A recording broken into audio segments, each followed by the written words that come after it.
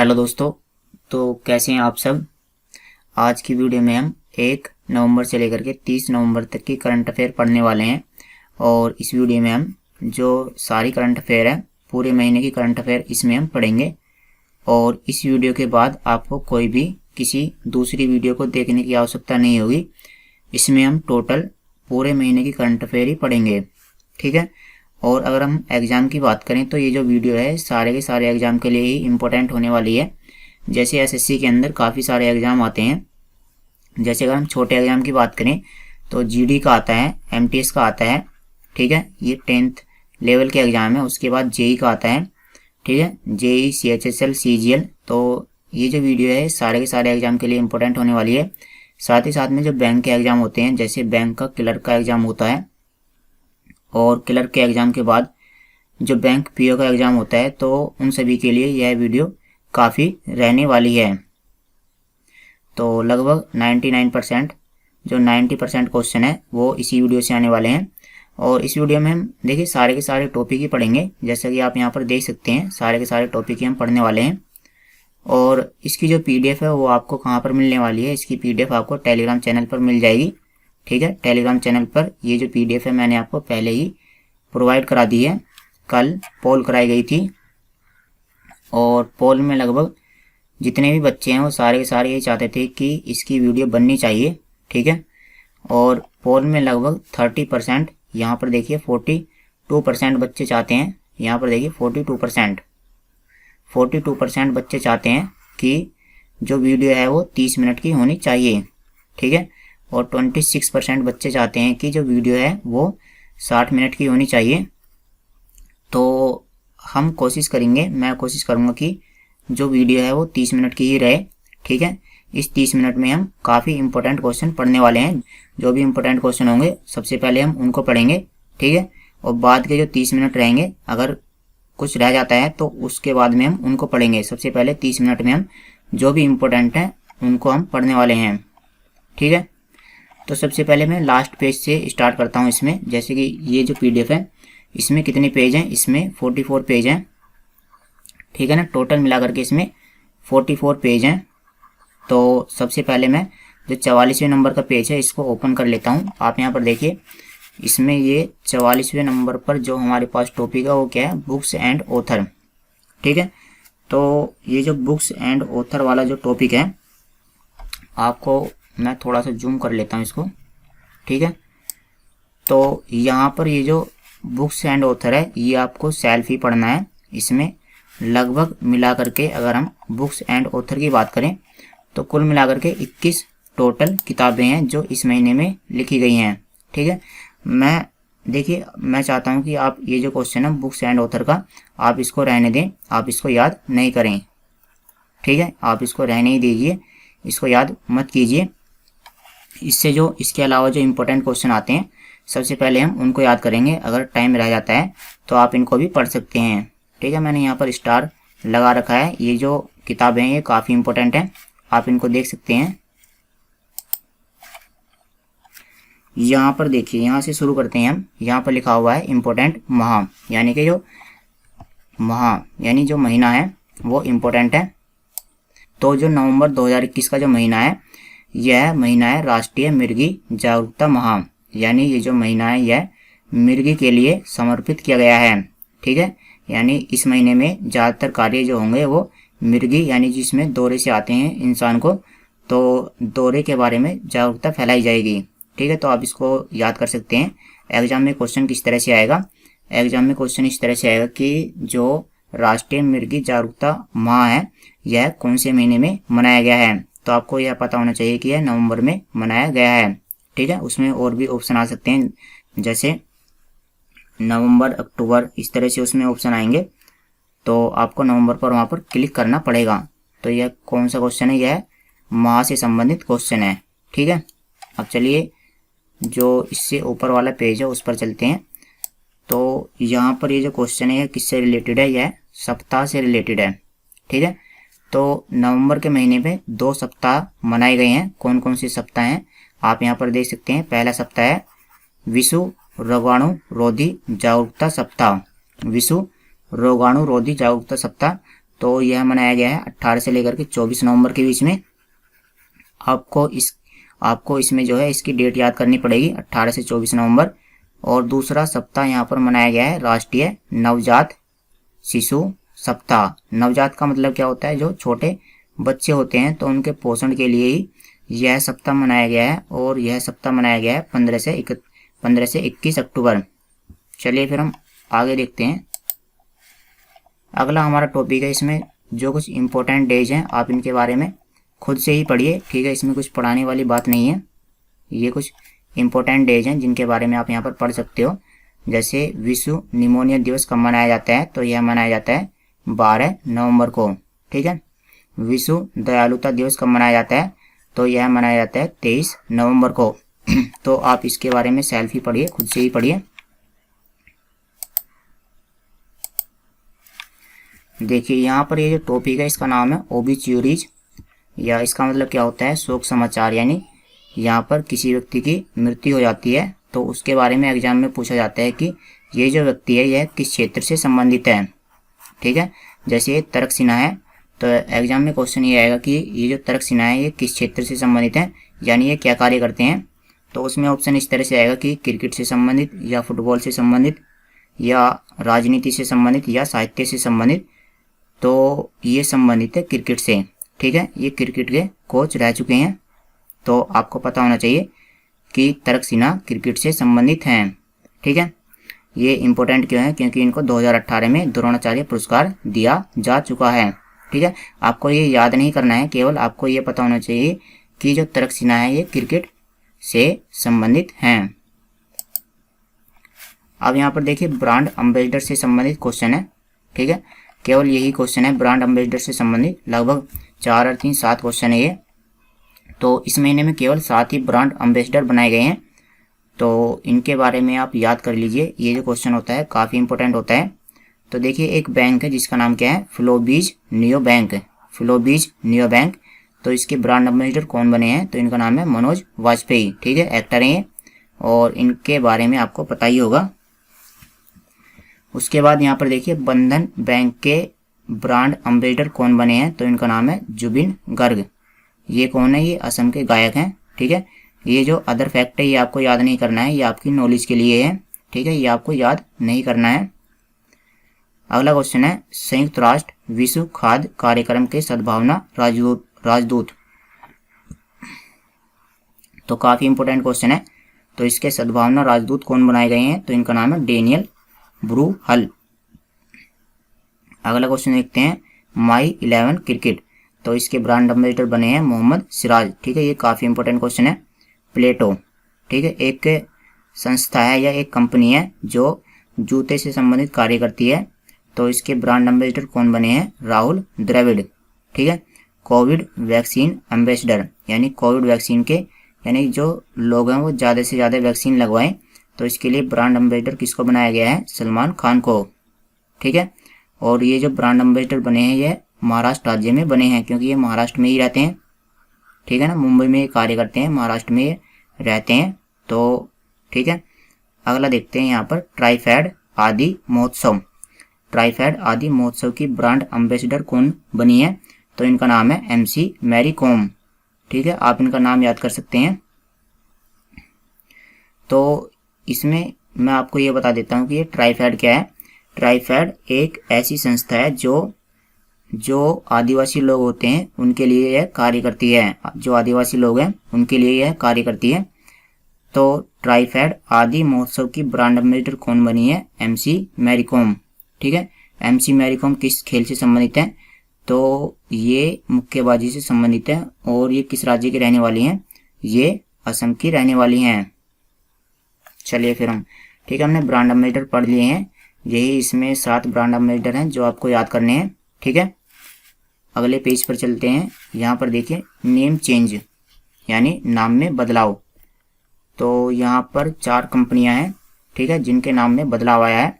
जैसे सबसे पहले नंबर पर है फेसबुक। तो फेसबुक का नाम बदल करके क्या रखा गया है, तो फेसबुक का जो नया नाम है अब वह कर दिया जाएगा मेटा, ठीक है। फेसबुक का नाम क्या हो गया है, मेटा।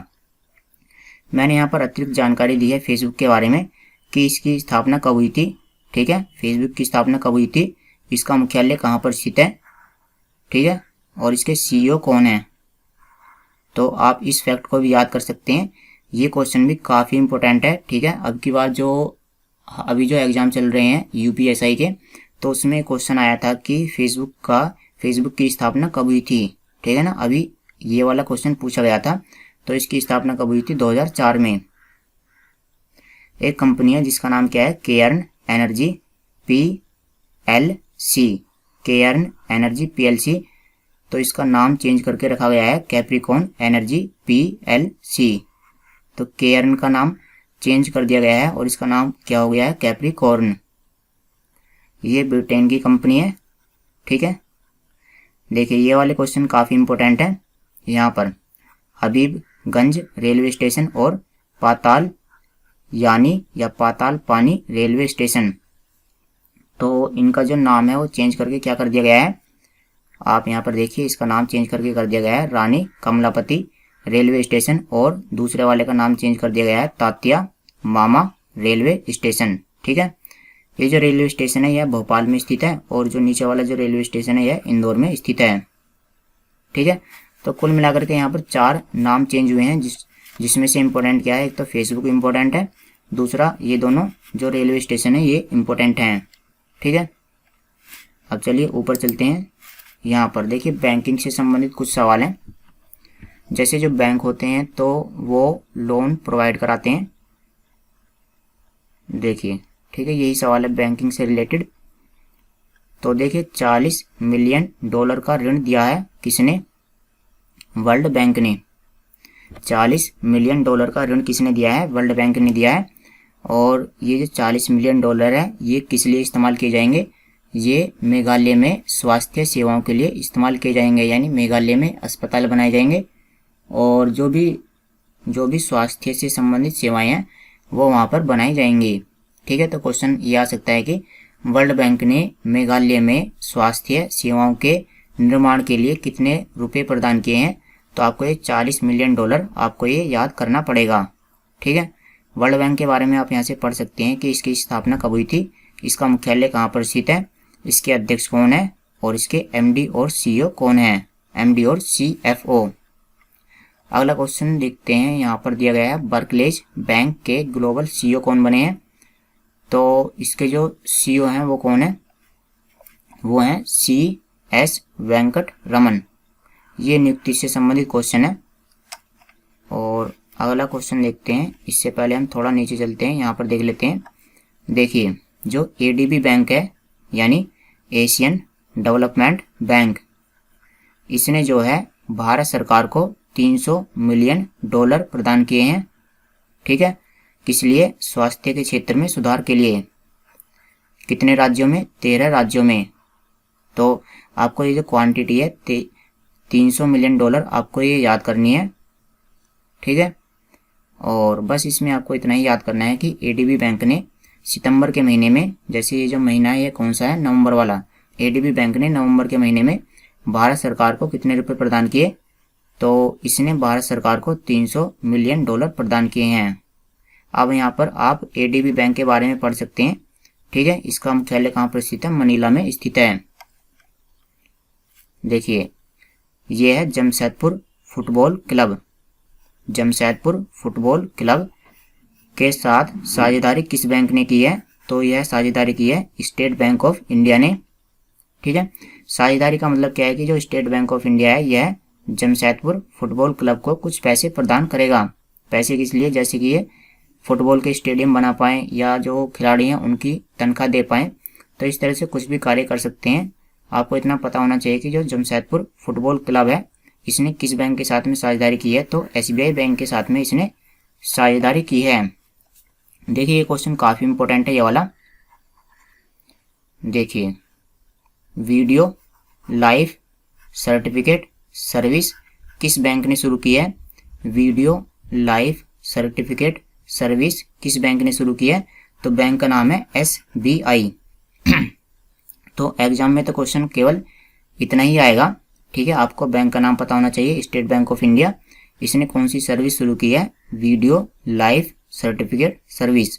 इसका मतलब क्या है, इसका मतलब मैंने यहाँ पर लिखा हुआ है कि जैसे जो SBI बैंक है वो पेंशन प्रोवाइड कराता है, तो क्या होता है कि जो व्यक्ति पेंशन लेते हैं तो उनको हर साल लाइफ सर्टिफिकेट जमा करना पड़ता है कि वो जिंदा हैं भी या मर गए। ठीक है, तो जो व्यक्ति हैं उनको बैंक में जाना पड़ेगा और फिर उसके बाद उनको लाइफ सर्टिफिकेट जमा कराना पड़ेगा। लेकिन अब ये जो लाइफ सर्टिफिकेट है इनको बैंक में जाकर के जमा कराने की आवश्यकता नहीं है, क्योंकि अब ये वीडियो कॉलिंग के माध्यम से अपना जो लाइफ सर्टिफिकेट है या अपना चेहरा वो SBI बैंक को दिखा पाएंगे, और जो SBI बैंक है वो ये कंफर्म कर लेगा कि ये व्यक्ति जिंदा है और इसको पेंशन दी जानी चाहिए। ठीक है, यहाँ पर SBI बैंक के बारे में अतिरिक्त बातें हैं, आप इसको पढ़ सकते हैं। ठीक है, SBI यानी स्टेट बैंक ऑफ इंडिया, इसके बारे में आप पढ़ लीजिए। एक क्वेश्चन और बचा हुआ है, इसके बारे में और पढ़ लेते हैं। यहाँ पर पहला वैश्विक हैकाथॉन जिसका नाम क्या है, हार्बिंजर 2021 इनोवेशन फॉर ट्रांसफॉर्मेशन। तो इसका आयोजन किसने किया है, तो इसका आयोजन किया है RBI ने, यानी रिजर्व बैंक ऑफ इंडिया ने। क्वेश्चन एग्जाम में इस तरह से आएगा कि पहला वैश्विक हैकाथॉन जिसका नाम है हार्बिंजर 2021, तो इसका आयोजन किस बैंक ने किया है, तो इसका आयोजन किया है RBI ने। अब ये जो हार्बिंजर है, यहाँ पर ये जो शब्द लिखा हुआ है हार्बिंजर, ये क्या है, इसका मतलब है कि यहाँ पर जो डिजिटल भुगतान होता है उसको आसान बनाना, उसको सुलभ बनाना। ठीक है, तो ये जो वैश्विक हैकाथॉन है इसका टारगेट क्या है, इसका टारगेट है कि जो डिजिटल भुगतान होता है, जैसे आप फोन पे, गूगल पे, तो इस तरह से जो आप पैसे पे करते हो उसको ये आसान बनाएगा। इसकी आप थीम याद कर सकते हो, स्मार्टर डिजिटल पेमेंट, यानी जो डिजिटल पेमेंट होता है उसको यह और भी ज़्यादा स्मार्ट बना देगा। बाकी आप RBI बैंक के बारे में यहाँ से पढ़ सकते हो। RBI यानी रिजर्व बैंक ऑफ इंडिया, स्थापना कब हुई थी, इसका मुख्यालय और इसके गवर्नर कौन है। ठीक है, तो अभी तक हमने काफ़ी सारे पेज पढ़ लिए हैं, लगभग ये पेज है 33वां, और 33 के बाद यहाँ पर 8 पेज प्लस 4 पेज, तो 12 पेज अभी तक हमने पढ़ लिए हैं। ठीक है, 44 में से 12 पेज हमने पढ़ लिए हैं। 17 से 18 मिनट हो गई हैं, तो हम अगले पेज पर चलते हैं। देखिए GI टैग, तो इस महीने में देखिए केवल 2 ही GI टैग दिए गए हैं। ठीक है, केवल 2 ही GI टैग दिए गए हैं। पहला है थुमला कंबल, तो ये थुमला कंबल है, यह किस राज्य का है, तो यह उत्तराखंड राज्य का है जिसको GI टैग दिया गया है। और यहाँ पर रिंगल उद्योग जिसका नाम है सराफ को, तो ये जो रिंगल उद्योग है यह किस राज्य का है, यह उत्तराखंड राज्य का है जिसको GI टैग दिया गया है। देखिए यहाँ पर हम इस शब्द का मतलब समझ लेते हैं। रिंगल का मतलब क्या है, देखिए थुमला कंबल, इसका तो मतलब आप समझ ही गए हैं कि यहाँ का जो कंबल है वो काफ़ी अच्छी क्वालिटी का होगा, जिसकी वजह से इसको GI टैग दिया गया है। ठीक है, और यहाँ पर रिंगल का मतलब क्या होता है, रिंगल का मतलब है पतली लचीली लकड़ी।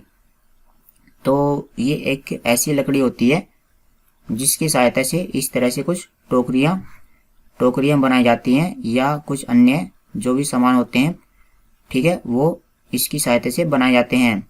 तो ये जो रिंगल उद्योग है कहाँ का फेमस है, तो यह उत्तराखंड का फेमस है।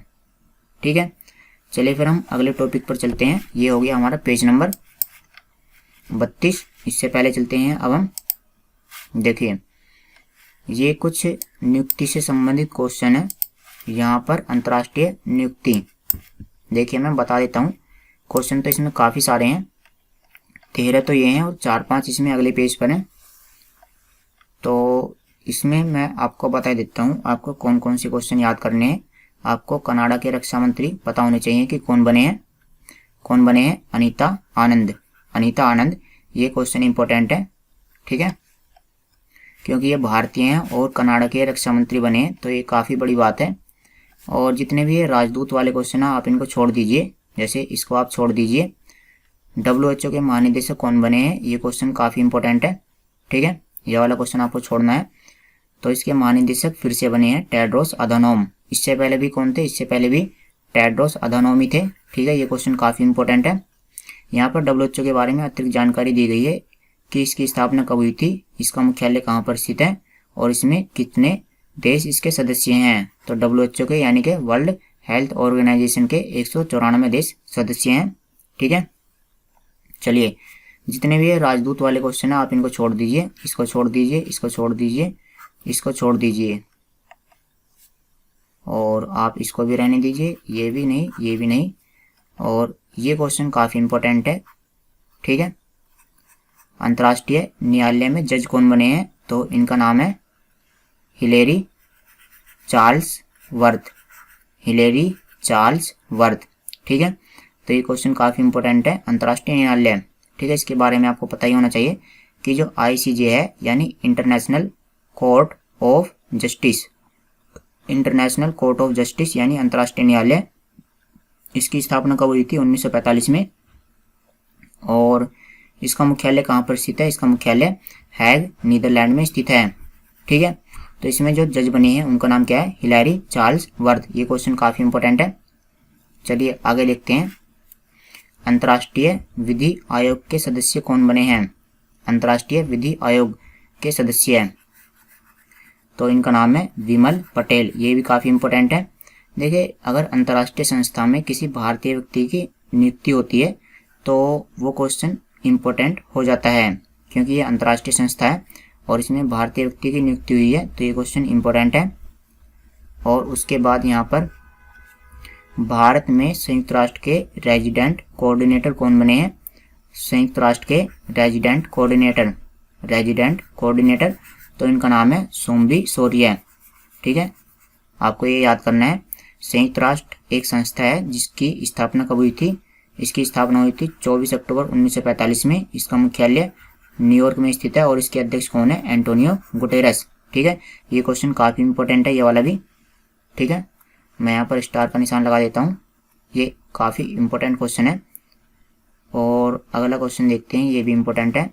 अंतर्राष्ट्रीय जिम्नास्टिक महासंघ के अध्यक्ष, तो इसके अध्यक्ष कौन बने हैं, मोरिनारी वातानाबे।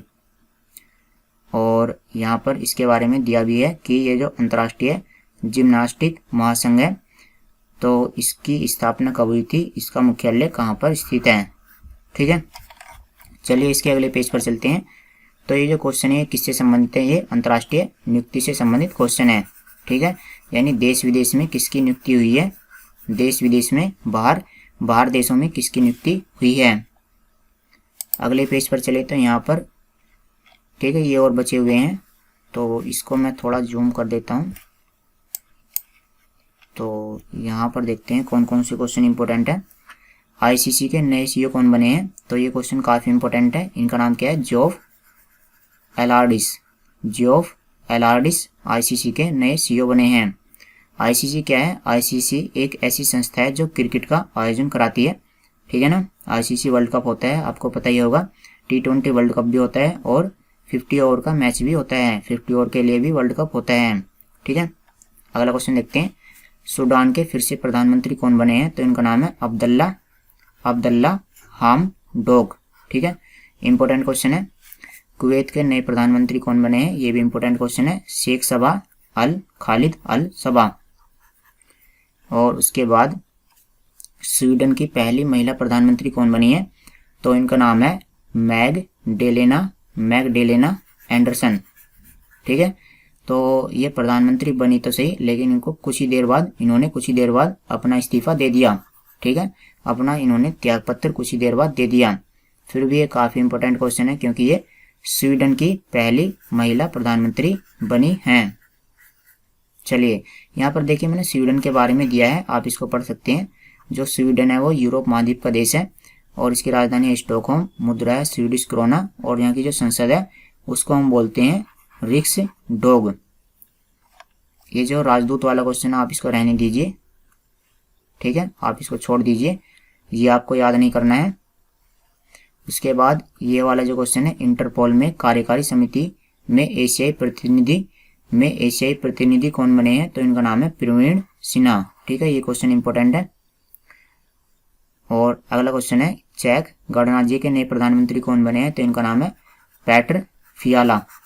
तो ये क्वेश्चन काफ़ी इंपॉर्टेंट है। ठीक है। और जो राजदूत वाले क्वेश्चन है आप इनको छोड़ दीजिए, क्योंकि ये काफ़ी सारे हैं और इनको याद भी नहीं किया जा सकता, ठीक है। चलिए फिर हम अगले टॉपिक पर चलते हैं।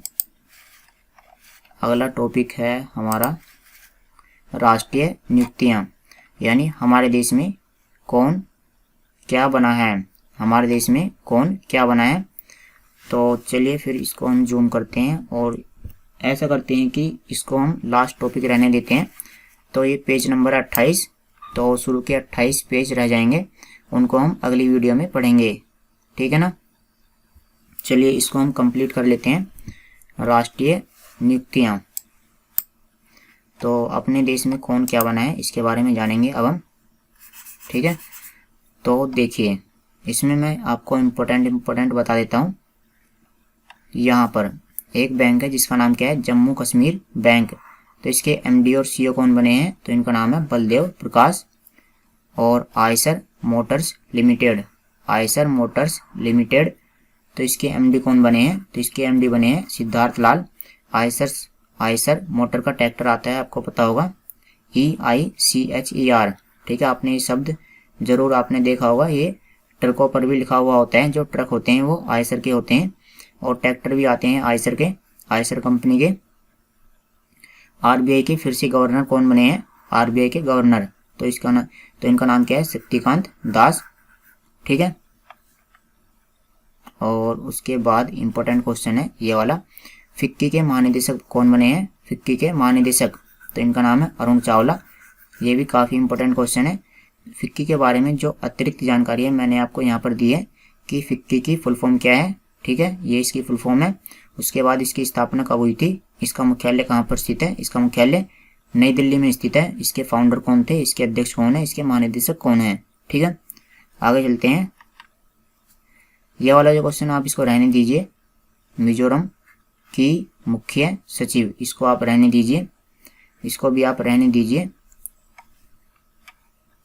ये क्वेश्चन इंपॉर्टेंट है। नौसेना प्रमुख कौन बने हैं, नौसेना के प्रमुख, तो इनका नाम है आर हरि कुमार। तो हरि कुमार नौसेना के प्रमुख बने हैं, भारतीय नौसेना यानी इंडियन नेवी। तो इंडियन नेवी के बारे में यहाँ पर जितनी भी जानकारी है वो मैंने आपको यहाँ पर दी है। इसकी स्थापना कब हुई थी, इसका हेडक्वार्टर कहाँ पर स्थित है, मुख्यालय कहाँ पर स्थित है, नई दिल्ली में। और नौसेना दिवस कब मनाया जाता है, 4 दिसंबर को। ये क्वेश्चन काफ़ी इंपॉर्टेंट है। CISF के महानिदेशक कौन बने हैं, शीलवर्धन सिंह। CISF यानी सेंट्रल इंडस्ट्रियल सिक्योरिटी फोर्स, इसकी स्थापना, इसका मुख्यालय आप यहाँ पर देख सकते हैं। NDRF यानी वो वाली जो टीम होती है जो प्राकृतिक आपदा यानी कि बाढ़ आने पर, सूखा या इस तरह की जो चीज़ें आती हैं उनमें यह लोगों की सुरक्षा करती है, बाढ़ आने पर यह लोगों की सुरक्षा करती है। तो NDRF के महानिदेशक कौन बने हैं, इनका नाम है अतुल करवाल, अतुल करवाल, ठीक है। इससे पहले कौन थे, इससे पहले थे राकेश अस्थाना। चलिए अगले पेज पर चलते हैं। कुछ और है यहाँ पर, देखिए ये काफ़ी इंपॉर्टेंट है ये वाले भी, तो इनको और देख लेते हैं। राज्यसभा के महासचिव कौन बने हैं, जरूर ये इंपॉर्टेंट क्वेश्चन है। इनका नाम क्या है, प्रमोद चंद मोदी, ठीक है। आगे देखते हैं। एनसीबी के महानिदेशक कौन बने हैं, तो इनका नाम है सत्य नारायण प्रधान। एनसीबी की फुल फॉर्म क्या है, नारकोटिक्स कंट्रोल ब्यूरो। ये काफ़ी चर्चा में रहा है, ठीक है। तो इसके महानिदेशक बने हैं सत्य नारायण प्रधान। NCA यानी नेशनल क्रिकेट अकादमी या अकेडमी, तो इसके प्रमुख कौन बने हैं, VVS लक्ष्मण, ठीक है, इंपॉर्टेंट है ये भी। और ICC पुरुष क्रिकेट समिति के अध्यक्ष कौन बने हैं, सौरभ गांगुली, ठीक है। उसके बाद जो सही क्वेश्चन है वो कौन सा वाला है, CBIC के नए अध्यक्ष कौन बने हैं, तो इनका नाम है विवेक जौहरी, ठीक है। और ये क्वेश्चन भी सही है। पर्वतारोहण फाउंडेशन की पहली महिला अध्यक्ष कौन बनी है, तो इनका नाम है हर्षवंती बिष्ट। जैसे जो व्यक्ति पर्वतों पर चढ़ाई करते हैं, जैसे हिमालय की चढ़ाई या किसी दूसरे महाद्वीप में जो पर्वत होते हैं उनकी चढ़ाई करते हैं, तो उसी के लिए यह संस्था बनाई गई है। इसका नाम क्या है, पर्वतारोहण फाउंडेशन, ठीक है। तो इसकी पहली महिला अध्यक्ष कौन बनी है, तो इनका नाम है हर्षवंती बिष्ट। जहाँ भी पहला शब्द आ जाता है वो क्वेश्चन इंपॉर्टेंट हो जाता है। तो चलिए फिर दोस्तों आज की वीडियो में इतना ही रहने देते हैं। हमने कहाँ तक पढ़ लिया है, हमने पढ़ लिया है पेज नंबर 28 तक। जो शुरू के 27 पेज हैं अभी वो बचे हुए हैं, ठीक है ना। तो इनके बारे में हम अगली वीडियो में पढ़ेंगे। लगभग 30 मिनट की ये वीडियो हो चुकी है, तो इसके बारे में हम अगली वीडियो में पढ़ेंगे, ठीक है। तो इनमें से जो क्वेश्चन इंपॉर्टेंट है पहले आप इनको रिवाइज कीजिए, इनको याद कीजिए, और जो क्वेश्चन इंपॉर्टेंट नहीं है उनको आप बाद में याद कीजिए, ठीक है। तो चलिए फिर इस वीडियो के पार्ट 2 में मिलते हैं। Thanks for watching the video. चलिए ठीक है फिर।